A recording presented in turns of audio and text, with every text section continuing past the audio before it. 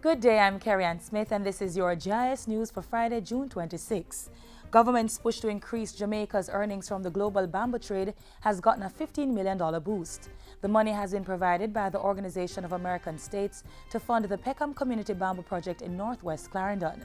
The initiative is being implemented under the Ministry of Industry, Investment and Commerce's Bamboo Products Industry Project.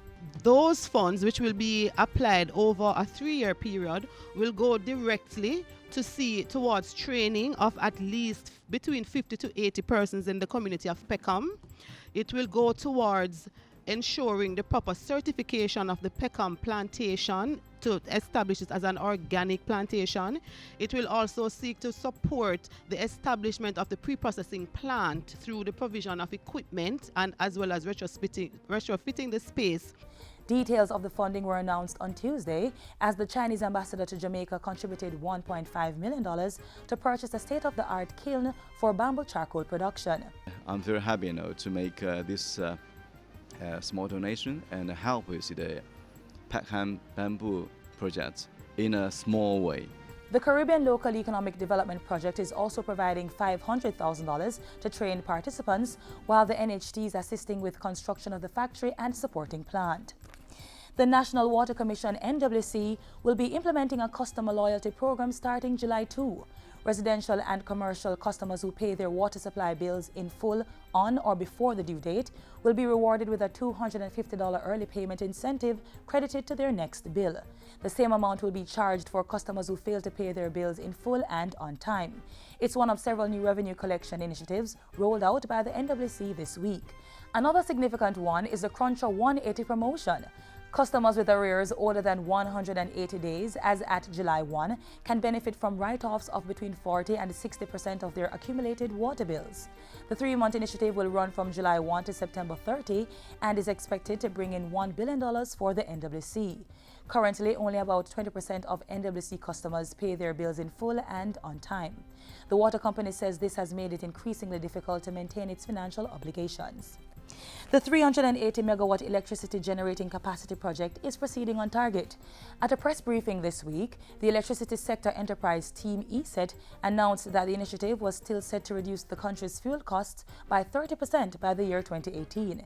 ESET Chairman Dr. Vincent Lawrence said the conversion of the Jamaica Public Service Company Bogue Power Plant in St. James was expected to generate more electricity than previously expected. Construction of the 190-megawatt power plant and gas terminal at Old Harbour is meanwhile still scheduled to meet its 2017 deadline for completion. And discussions are now proceeding with Jamaica to build its 50-megawatt cogeneration power plant in Clarendon. Cabinet gave us permission yesterday to proceed with these discussions and negotiations with Jamaica. We have in hand their financial models, their design proposals, their detailed specifications, their preliminary consultations with the environmental approval agencies, etc. In the meantime, contracts for the construction of Allpart's 140-megawatt cogeneration power plant in Nain, St. Elizabeth are still not finalized. Health Minister Dr. Fenton Ferguson says the ministry remains committed to reducing the number of persons dying from cancer each year. He says interventions include measures to enhance the screening, diagnosis, and treatment processes. In 2010, we had 3,198 persons recorded as having died from cancer.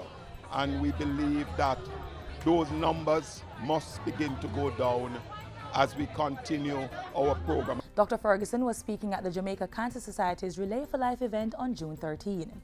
And finally, the Ministry of Education has identified 24 small schools that it wants to close for the 2015-2016 academic year. The schools are among several underpopulated, underused institutions which the ministry has been monitoring for the past 5 years. Consultations will be held with the relevant stakeholders before a final decision is made. The ministry says that decision will be made by the end of this school year. Under the Education Act 1965, the Ministry of Education has the power to authorize the closure of a school while ensuring reallocation to accommodate the school's population. And that's it for JIS News today. I'm Carrie-Ann Smith. Thanks for watching.